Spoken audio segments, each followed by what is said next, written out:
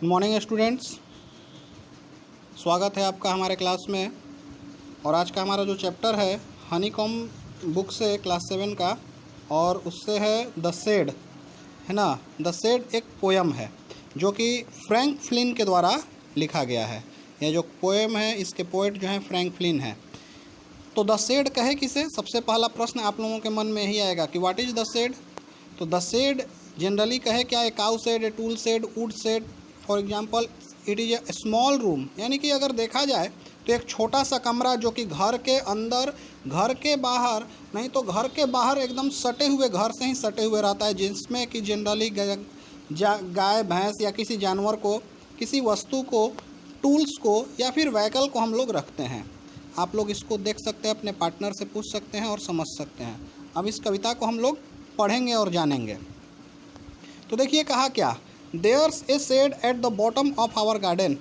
एक शेड है हमारे गार्डन के बॉटम में, यानी कि किनारे पर। आप लोगों को बहुत सारा मीनिंग आएगा, मीनिंग आप लोग लिखते चलिएगा। मीनिंग हम लिख दिए हैं, यहाँ पर दे दिए हैं, और अंत में आप लोगों को जो है कि ये मीनिंग हम एक आध 2-4 सेकंड तक रख देते हैं। आप लोग इसको पाउच करके यहाँ से सारा मीनिंग उतार सकते हैं, देख सकते हैं, और फिर उसके बाद लिख सकते हैं। तो कहता क्या है कि there is a shed at the bottom of our garden with a spider's web hanging across the door. यानी कि लेखक कवि जो है यह तब बोलता है जब वो बहुत छोटा होता है कि हमारे गार्डन के एक किनारे जो है कि एक शेड है जिसके दरवाजे पर मकड़ी का जाला लटक रहा है। The hinges are rusty and creak in the wind. When I am bed, I lie and listen and I'll open that door one day। कहता है क्या कि जब मैं सो रहा होता हूँ बेड पर तो सुनता हूँ किस चीज़ को, उस दरवाजे की चरचराहट को, जो दरवाज़ा पुराना हो गया है, रस्टी हो गया है, जंग लग गया है, उसके चरचराहट को सुनता हूँ। और मैं सोचता हूँ कि एक ना एक दिन मैं इस दरवाजे को ज़रूर खोलूँगा।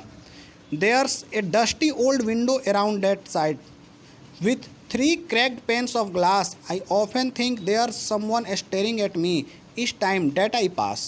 I'll peep through that window one day। देखिए कहता है क्या कि उस शेड के जो खिड़की है, शेड का जो खिड़की है वो कैसा है, डस्टी है, यानी कि धूल से भरा हुआ है, और उस पर जो है कि 3 दरारें हैं। कहता है क्या, मैं अक्सर इस बात को सोचता हूँ, है ना, कि कोई ना कोई अंदर से क्या कर रहा है, मुझ पर स्टेयर कर रहा है, यानी कि घूर रहा है। जब भी मैं वहाँ से जाता हूँ तो मुझे ऐसा लगता है कि मुझे कोई ना कोई अंदर से घूर रहा है, और मैं एक दिन उस खिड़की के थ्रू क्या करूँगा, झांकूँगा। पिप थ्रू का मतलब होता है ताक झांक करना।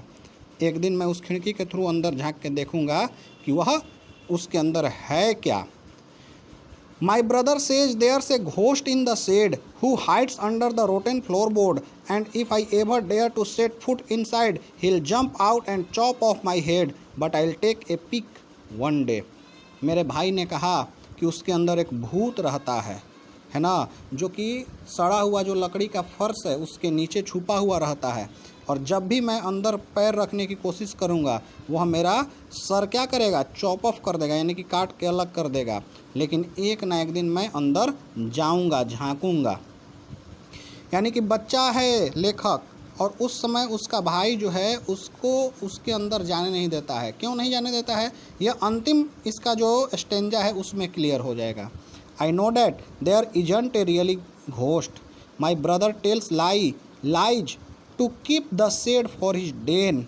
मेरे भाई ने मुझसे झूठ बोला ताकि वह उस शेड को क्या बना सके, अपना डेन बना सके, यानी कि अपना तहखाना, कारखाना, या अपना सीक्रेट जगह जहाँ पर वो कुछ सीक्रेट काम करे और उसको कोई डिस्टर्ब नहीं करे। इसीलिए मेरे भाई ने मुझे क्या किया, वहाँ जाने से मना किया। मना क्या किया, मुझे डरा दिया ताकि मैं वहाँ नहीं जाऊँ।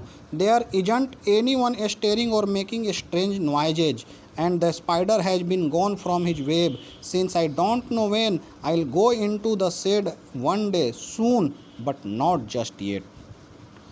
कवि कहते हैं क्या कि मैं बहुत जल्द उसके अंदर जाऊंगा, देखूंगा कि आखिर कौन है। उस समय ना मकड़ी होगी, ना कुछ अजीब अनजान सा आवाज़ होगा, लेकिन मैं एक दिन जाऊंगा, अभी नहीं। अभी चूँकि लेखक कवि जो हैं काफ़ी छोटे हैं, इसीलिए उनके मन में जिज्ञासा आ गई कि शेड होता क्या है, कैसा होता है।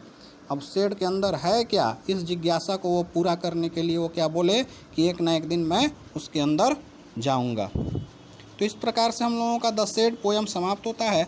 आप लोग वर्किंग विद द पोयम जो है कर लेंगे, ठीक है।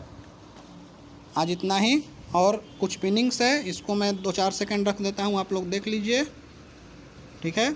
आप लोग मीनिंग लिख लेंगे, मीनिंग याद कर लेंगे, और कोशिश करेंगे कि वो जो कविता है द शेड, इसको आप पूरी तरह से याद कर लें। धन्यवाद।